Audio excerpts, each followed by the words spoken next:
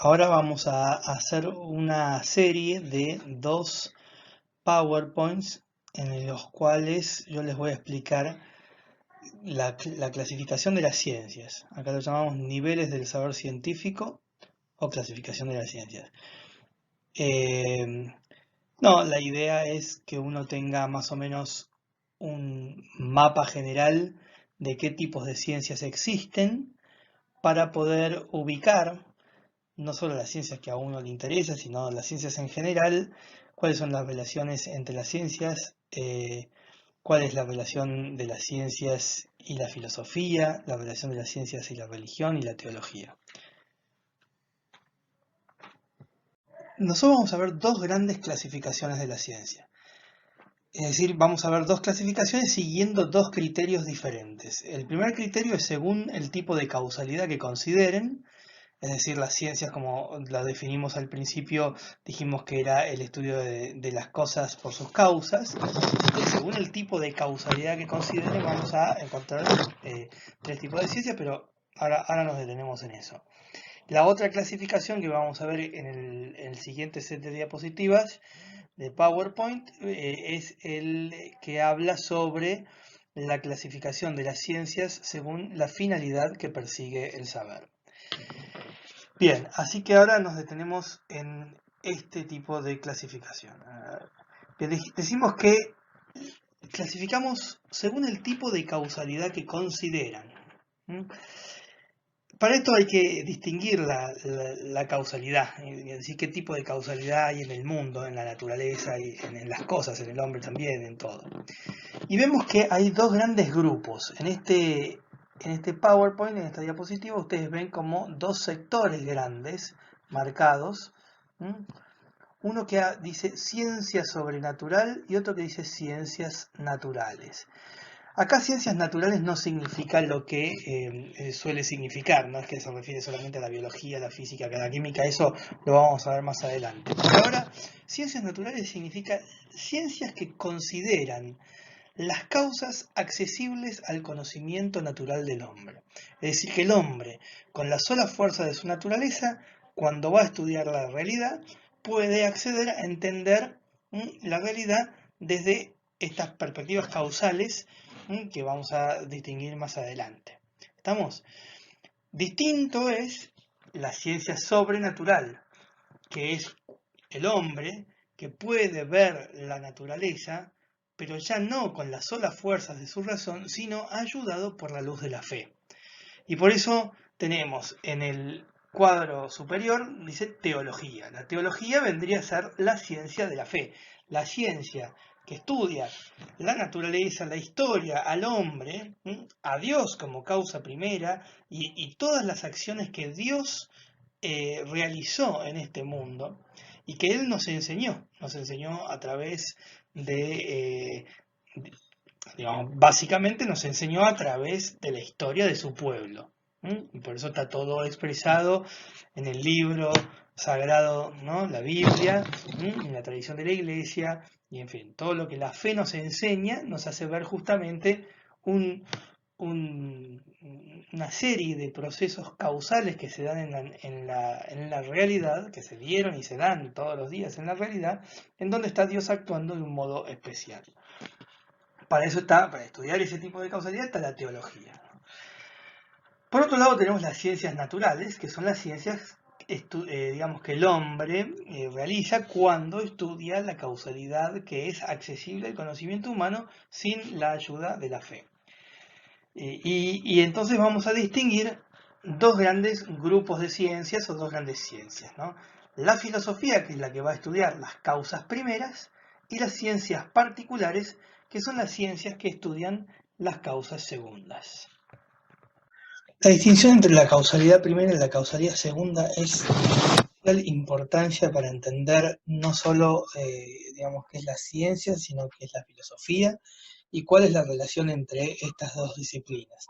Y de alguna manera también puede arrojar luz a la distinción entre la distinción y las cuestiones que se generan entre ciencia, filosofía y religión.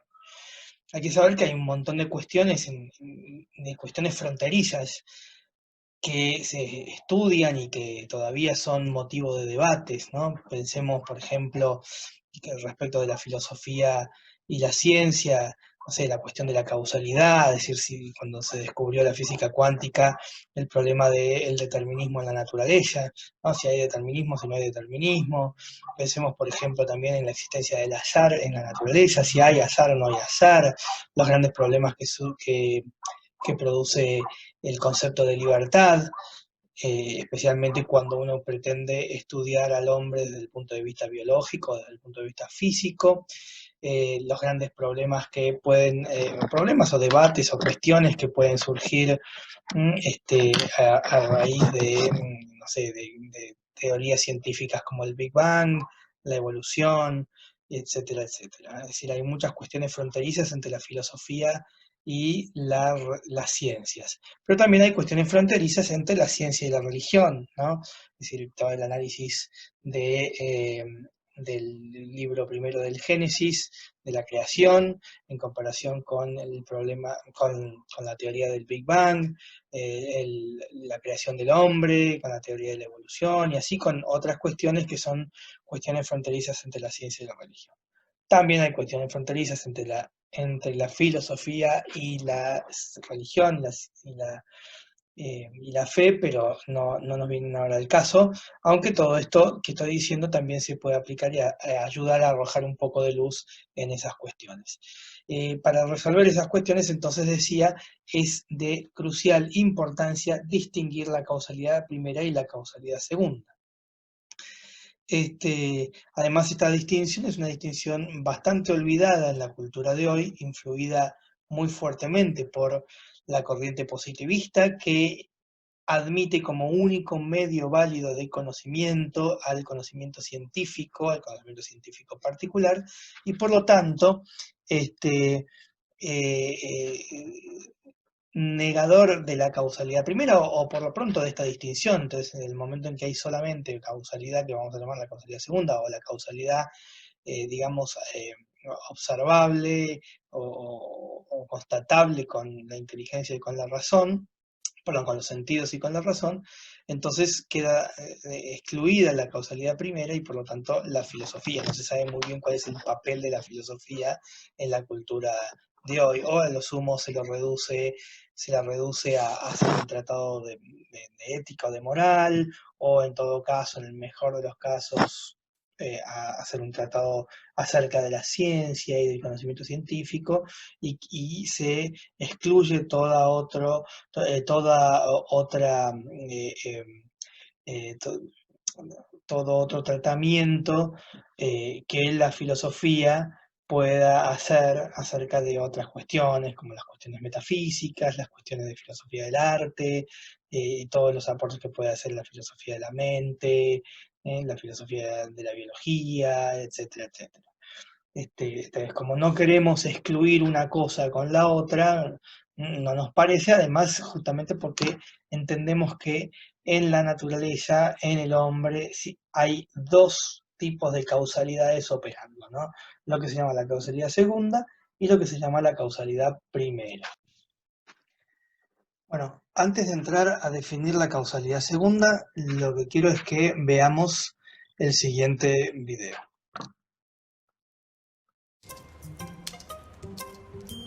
Pay attention.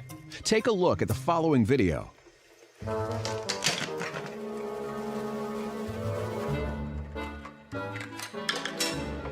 Have you ever dozed off at work?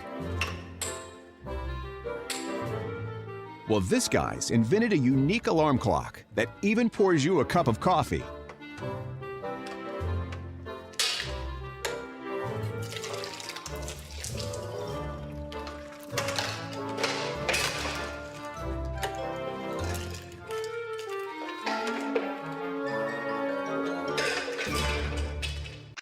Bueno, ¿les gustó el video?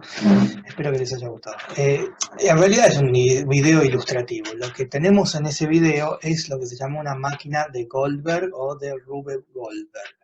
Y hay una serie de videos de YouTube que explican qué es exactamente este tipo de máquinas, pero en pocas palabras, lo que son estas máquinas son, digamos, intentos de realizar una máquina que produzca un efecto cotidiano, como puede ser, no sé, en este caso el hombre está dormido y se hace una máquina que cuando él se quede dormido se despierte a sí mismo y encima que le sirva un cafecito para poder despertarse, ¿no? Obviamente es un actor el que está haciéndolo, pero es el chiste del video, ¿no? Acá en la diapositiva que estamos viendo, tenemos, fíjense, ahí, ¿no? Estamos viendo toda una máquina de Goldberg, pero acá lo que interesa es lo siguiente. Fíjense que la causalidad segunda, es decir, la máquina de Goldberg es muy ilustrativa de lo que es la causa segunda. Fíjense, la causalidad segunda es el influjo que una cosa ejerce sobre otra para producir en ella algún tipo de cambio. Es decir, que para que haya causalidad segunda tiene que haber varios elementos y cada uno tener una estructura y una naturaleza según la cual va a operar sobre otra. Entonces, la máquina de Goldberg en eso es muy ilustrativa. ¿Por qué? Porque en principio no es una máquina o son un conjunto de elementos de la vida cotidiana, ¿no? Fíjense que acá, en este caso, tenemos varios elementos, ¿no? Tenemos, por ejemplo, acá, si ven, un guante de box, acá tenemos una bola de bowling, el pino, tenemos un plano inclinado con una pelotita, la pelotita cae por el plano inclinado, tenemos acá unos ladrillos o piezas de dominó, un peso, ¿no? Una mano que está agarrando para prender la luz, en este caso una balanza, un martillo, etcétera, etcétera. Y ahí arriba sigue. En fin, la cuestión es que la idea de las máquinas de Rube es tratar de combinar una serie de objetos, cada uno que cumpla su propio rol o su propia, lo que es su naturaleza le dice, para, ¿no? Generar otro efecto en otra cosa. Más allá del chiste de la máquina de Goldberg, perdón, la idea es esa, ¿no? Es decir, ¿qué pasa con la causa segunda? La causalidad segunda implica, ante todo, objetos, cada uno de los cuales tiene su propia naturaleza y opera, ¿no?, sobre otros para producir un determinado cambio o un efecto, lo que se llama el efecto. Tenemos causas y efectos. Bien, en la naturaleza esto nos rodea constantemente. Es decir, vemos, no sé, el viento agitar las olas de los árboles, las olas del mar, las hojas de los árboles.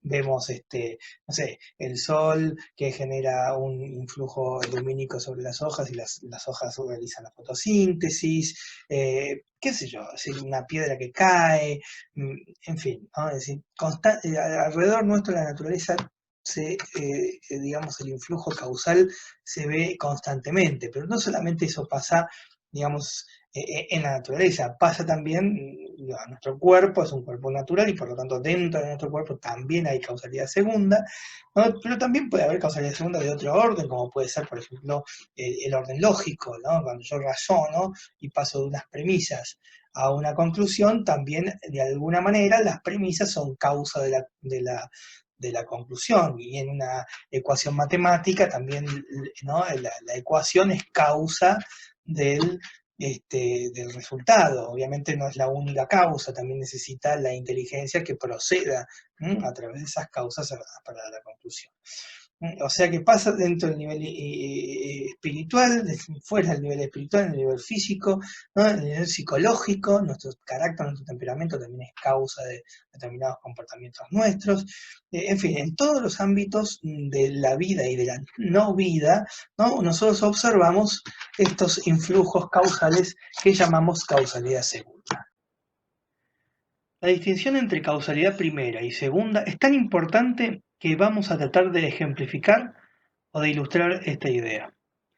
Siempre hay que tener en cuenta que estas son cuestiones bastante abstractas y por ende los ejemplos son casos especiales y concretos en donde se da esto, y entonces hay que saber que primero hay más ejemplos, es decir, esto se da en otros casos, y además que el ejemplo puede a veces no ser tan preciso.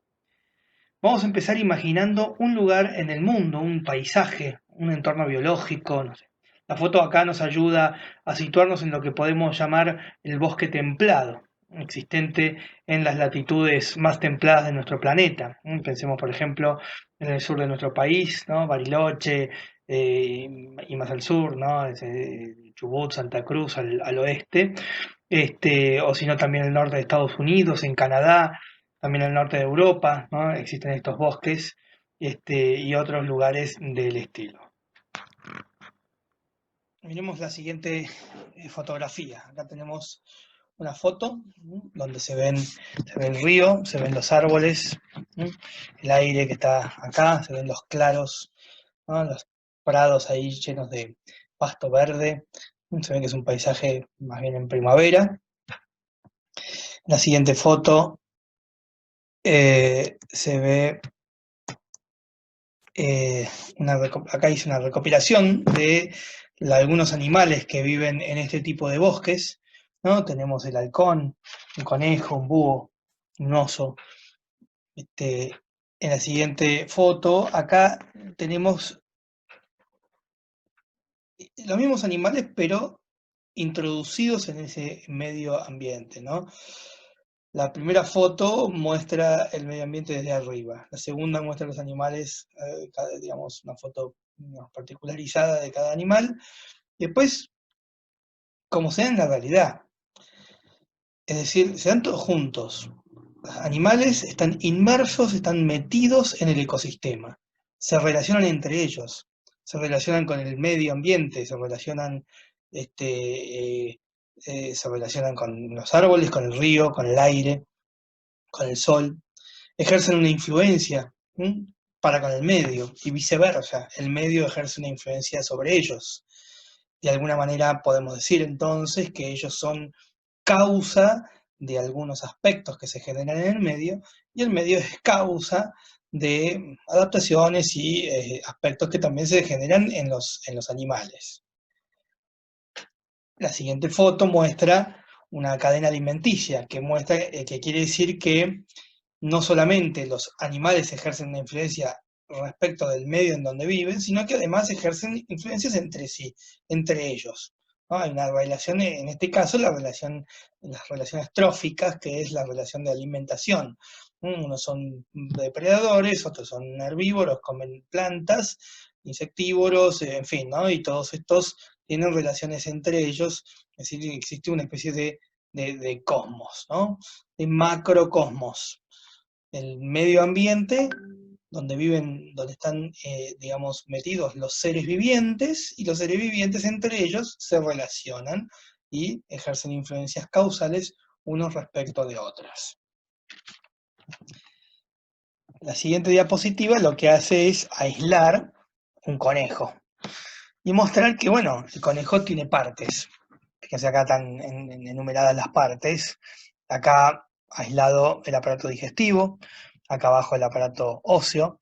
Entonces, nos metemos en un solo individuo de ese mundo, de ese entorno que vemos, y encontramos que él mismo es también un microcosmos. Es decir, en él mismo también hay estas relaciones de causalidad, ¿no? Donde una cosa ejerce sobre otra. Fíjense, acá tenemos el corazón bombea la sangre llega a todas las partes del cuerpo, alimenta el cuerpo y a la vez va recopilando los alimentos para llevarlos, en fin, ¿no? al corazón para que se oxigene. Acá tenemos un sector de su aparato digestivo y se muestra este dibujo, ¿no? El intercambio de proteínas y vitaminas. Acá hice una copia de una célula, la célula como parte del organismo, y la célula también es un pequeño microcosmos, tiene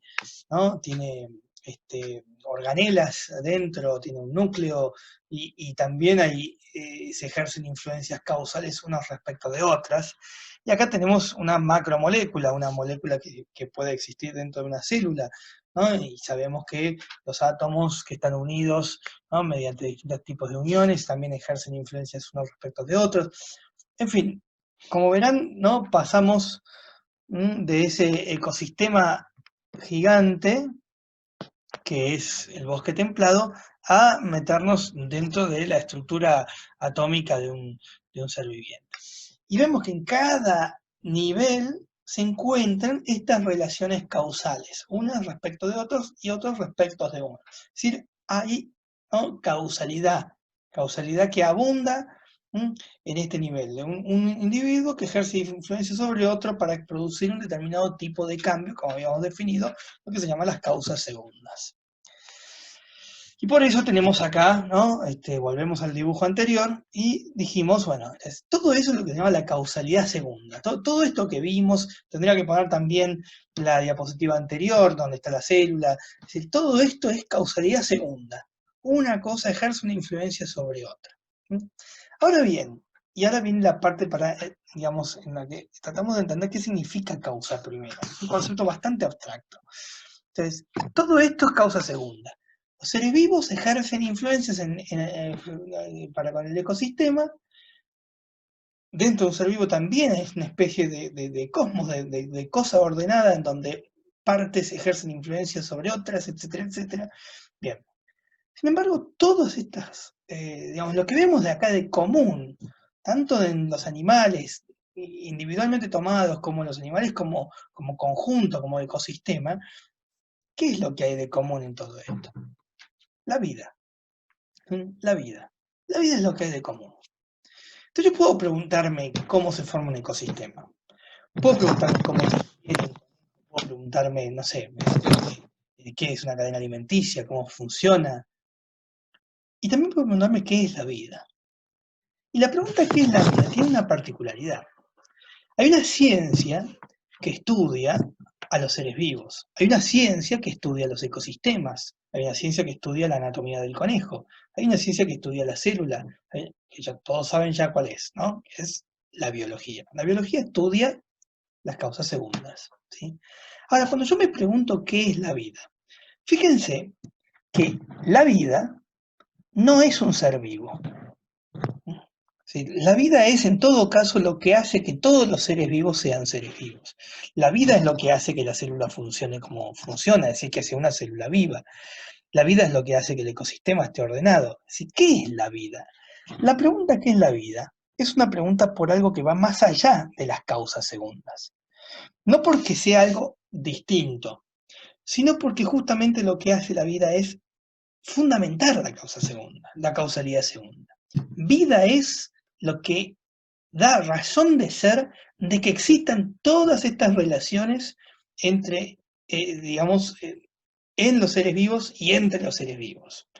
Vida es, ¿no?, aquello que justamente determina a los seres vivientes a ser lo que son, seres vivientes, ¿no?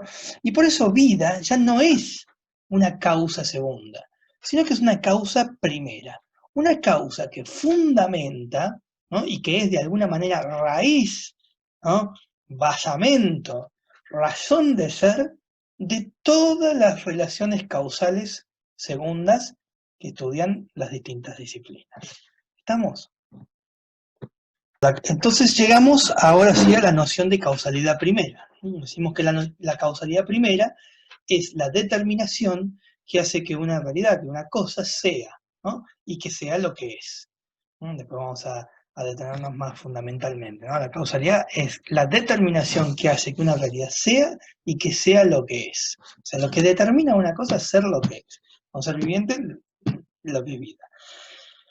El ejemplo que puse, como dijimos antes, es solamente un ejemplo. Así como yo digo vida, yo podría hacerme otra pregunta. Por ejemplo, yo podría haber puesto, no sé, fotos de distintas comunidades o sociedades humanas, culturas humanas. Entonces uno dice, bueno, no, no sé, el hindú, ¿no?, el hombre oriental, el hombre occidental americano, el hombre occidental europeo, no sé, el francés, y ver distintas comunidades, cómo se vive en el campo, en la ciudad. Ahora, todo esto tiene algo en común. ¿Qué es el hombre? ¿Qué es el hombre? Y la pregunta ¿qué es el hombre? Es una pregunta que trasciende, ¿no?, la mera descripción de cómo viven los hombres y cómo son los hombres, ¿entiende? Y entonces la noción de hombre, la idea de hombre es una noción filosófica, es una causa primera, es algo que yo estoy buscando, ¿no? La razón de ser de una serie en este caso de cosas reales que son los seres humanos que se dan en el planeta. Entonces, de nuevo, hombre sería también una causa primera. Si yo hago matemática, me puedo preguntar qué es la cantidad, qué significa el número. Son preguntas filosóficas, preguntas por causas primeras, ¿sí? Podría preguntarme, no sé, ¿qué es la mente? ¿No? Podría estudiar el cerebro, pero después preguntarme, ¿pero qué es la mente? Y bueno, es una pregunta que trasciende la experiencia y trasciende la pregunta por el cerebro en sí, sino que, bueno, ¿cuál es la relación entre la mente y el cerebro? En todo caso, una pregunta que va a buscar una respuesta que va más allá de lo que uno puede observar o puede acceder, ¿no? Es decir, una pregunta por la causa primera. ¿Qué es la sociedad? ¿Qué es la justicia? ¿Qué es el bien? ¿Qué es el mal? ¿Qué es...? Son preguntas por causas primeras, por principios primeros o últimos que fundamentan, ¿no?, la realidad que vivimos y que nos rodea. Mismo yo podría preguntarme qué es la materia, qué es el cuerpo, qué es el movimiento, que son preguntas que están más allá de la física, están más allá de la química, es decir, fundamentan mismo, dando razón de ser incluso de todos los fenómenos. Como verán, causalidad primera existe a la par que la causalidad segunda, da razón de ser de la causalidad segunda. Y por eso se explica, digamos, cómo hay tantas cuestiones en donde filosofía y ciencia se encuentran, se superponen, y es necesario ahí generar un intercambio de un diálogo, entendernos. Yo estoy hablando de un fundamento, no estoy hablando de lo observable o de lo accesible, de lo que el hombre, de las relaciones entre los seres estudiados, ¿no?, entre sí. Acá pongo esta foto. Fíjense que graficar una causa primera no es una cosa sencilla, porque las causas primeras son cosas que están mucho más allá de la experiencia, fundamentan la experiencia. Yo puedo ponerles una foto de la vida no le puedo sacar una foto, puedo sacar fotos de 1000 seres vivos, puedo hacer 1000 dibujitos de cómo funcionan los seres vivos o lo que sea, pero no puedo sacar la foto de la vida. ¿Por qué? Porque la vida es una noción, no es una noción, es una causa fundamental de los seres vivos. Es lo que hace que los seres vivos sean seres vivos. Entonces no puedo explicarlo. Puse este ejemplo porque, un poco pensando en Platón, ustedes deben haber escuchado la alegoría de la caverna de Platón, que habla de las luces y las sombras. Es decir, de alguna manera la luz es fundamento de la sombra. Si yo apago la luz ya no tengo más este dibujito de este señor, que además lo curioso y lo interesante es que el artista, esto es una obra de arte, ¿no?, está en un museo, el artista lo que hizo es combinar la basura de tal manera de que al fin y al cabo en la sombra se ve este hombre, ¿no? Es muy interesante. Pero bueno, más allá del dibujo o de la foto esta, lo que interesa es esto, lo que quise expresar es esto, ¿no? Es decir, la idea esta de fundamento, de que si yo saco la causa primera, la causa segunda también se cae. Si yo apago la luz, no hay sombra, ¿sí? Entonces, si yo saco la vida, si no existe lo que se llama vida, entonces tampoco existirían seres vivos. Es decir, la vida es lo que fundamenta y da razón de ser de que haya seres vivos. Esto no significa que la vida sea una cosa, no, no es una cosa, es una causa, que no es lo mismo, ¿no? En el mundo de las causas segundas, lo más común es que las causas sean cosas. Un oso, digamos, se come un pez. El oso que genera la muerte del pez es una cosa y el pez es otra. Bueno, sin embargo, la causalidad no es eso, la causalidad no es el oso, la causalidad es lo que el oso hace y eso tampoco se puede graficar, ¿no? Bueno, de la misma manera, o bueno, de una manera más abstracta, decimos que la vida no es una cosa, sino que es algo que está en todos los seres vivos y haciéndolos ser lo que son. Y que cuando yo hago filosofía lo que trato es de ir con la inteligencia a tratar de entender eso. Es decir, a tratar de dejar de lado el detalle para entrar en estas nociones universalísimas y fundamentos universalísimos del ser de las cosas. Por eso, en última instancia, la filosofía tiene, digamos, el punto de llegada de la filosofía es el ser, porque el ser es lo que hay en todos los seres. Es decir, todo existe, todo es porque tiene ser. Entonces la pregunta filosófica, ¿por qué hay ser y no más bien nada? ¿Por qué es el ser? Bueno, son las preguntas filosóficas por excelencia, no las únicas, las que son por excelencia, ¿no? Es decir, que si en última instancia, si yo puedo hacerme preguntas de moral, ¿qué es el bien? ¿Qué es el mal? ¿Qué es la justicia? ¿Qué es la virtud? ¿Qué es el vicio? Pero al fin y al cabo, en última instancia, la gran pregunta es qué es el ser, ¿no? Puedo hacerme preguntas de antropología, ¿qué es el hombre? ¿Cómo, digamos, el hombre es una unidad? ¿O qué es el alma humana? ¿Qué es la inteligencia? ¿Qué son los sentidos? Bien, pero en última instancia el ser es la pregunta que va más allá, porque sin ser no hay hombre, no hay sentido, no hay inteligencia, no hay nada. Estamos, entonces uno tiende en filosofía tiende a ir a lo más primero, ¿no? Bueno, la última diapositiva lo que vamos a ir haciendo es, bueno, algunas, digamos, un cuadro comparativo, donde vamos a distinguir las propiedades de las causas segundas o próximas, también se llaman segundas o próximas, o primeras y últimas, ¿no? Segundas, en esta relación entre cuál es el fundamento de cuál, ¿no? Es decir, entonces vemos que la causalidad primera es fundamento de la segunda, por eso esta se llama primera y esta se llama segunda. Vida es primero en el ser, en relación al ser, con vistas al ser, qué es lo que hace que sea la vida, ¿no? Y la causa segunda será no sé, la cadena trófica, el ecosistema, lo que sea, ¿no? Causalidad primera o segunda en relación al ser. Ahora, con respecto a nosotros, que conocemos esas causas, digamos que se nos presentan las causas, son más próximas a nosotros las causas segundas. Lo más evidente para nosotros, lo que más se nos muestra patente a nosotros, son las causas segundas. En el ejemplo que pusimos, bueno, es más normal que yo vea un ecosistema que yo vea la idea de vida, la noción de vida. Entonces, para nosotros, las causas segundas son próximas, en cambio las causas primeras son últimas. Nosotros llegamos después de un proceso de pensamiento y de intuición y de tratar de entender esas causas últimas, causas primeras o últimas. ¿Estamos? Entonces, respecto de dos cosas diferentes, son primeras o segundas, o próximas o últimas. Respecto del ser de la cosa, la causa segunda, la causa primera. Respecto del que conoce, de nosotros que conocemos las causas segundas son próximas y las causas primeras son últimas. Bien, entonces, primera característica, dice, fíjense, la causalidad segunda existe siempre entre las partes de un todo. Es decir, causalidad segunda implica siempre relaciones entre partes de un todo, de una totalidad. Puse el ecosistema, es un ejemplo. Pusimos también el ejemplo del conejo, ¿no? Bueno, hay las influencias de los distintos órganos unos respecto de otros, es también, ¿no? Causalidad segunda, y el todo en ese caso será el conejo.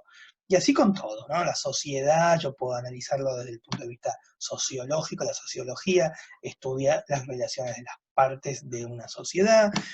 En la ecuación matemática, la ecuación es el todo, y nosotros lo que hacemos es analizar, bueno, las operaciones matemáticas que se realizan entre los números y las partes, etcétera, etcétera. Estamos, entonces, el todo es el número, el todo es la ecuación, las partes son las que se conectan operativamente. En cambio, la causalidad primera o última es el fundamento de un todo tomado en sí mismo. O sea, ya dejamos de lado el detalle de las partes para tratar de entender bien cuál es la razón de ser de la totalidad, ¿sí? De la totalidad tomada como totalidad, ¿sí? Así que en la vida ya dejo del detalle, más yo podría haber puesto podría haber puesto el ecosistema del desierto, no importa, ¿qué es la vida? Ahí hay vida, listo, ¿qué es la vida? El ecosistema de la montaña, el ecosistema de la llanura, no importa, ¿qué es la vida? Dejamos de lado el detalle de las partes para tratar de entender el fundamento del todo. Y por eso la filosofía va llegando siempre cada vez más a un fundamento de la totalidad de la totalidad. ¿Se entiende? De la totalidad del todo el ser. ¿Está? Bien. Decimos, la causalidad segunda precisa de otras causas que co-causan el efecto. ¿Mm? Y por eso el efecto no depende de la causa para existir. Es decir, que una causa, no genera la totalidad de su efecto. ¿Mm? Es decir, que el efecto es siempre un hecho, un fenómeno observable o pensable, que necesita de muchas causas, ¿no? De la intervención de varias causas para que se dé este fenómeno. Ninguna de las cuales causa la totalidad del ser del efecto. ¿Estamos? Eso es importante. ¿Por qué? Porque entonces no hay dependencia en el ser del efecto respecto a la causa. Sí hay dependencia en el llegar a ser, en el haber sido producido. Por ejemplo, otro ejemplo más fácil, el carpintero hace una silla. Bien. Para que el carpintero haga la silla hace falta un carpintero, hace falta martillos, hace falta clavos, no sé, goma ¿no? de pegar de carpintero, hace falta madera, hace falta lo que sea que haga falta, ¿no? Todos esos elementos entran en juego como causas de la silla. Si yo anulara alguno de ellos, no dejo de tener silla. Necesito todos para que la silla llegue a ser. Pero el ser mismo de la silla, en realidad, no depende ni del carpintero ni de todas esas partes. Su ser, ¿no? Su ser. Uno mira, no, pero si no tiene madera, no hay silla. Amén de que podría haber sillas que no son de madera, pero no importa eso. Lo que quiero decir es que sí, pero la madera no basta para que sea silla. En un árbol hay madera y no hay silla. Entonces entonces en la causalidad segunda pasa eso. Muchas causas causan al mismo tiempo para lograr un fenómeno, y de ese fenómeno puede surgir otro objeto, ¿sí? Pero el fenómeno causal, el fenómeno causado que se llama causa, es el efecto que procede de las causas segundas.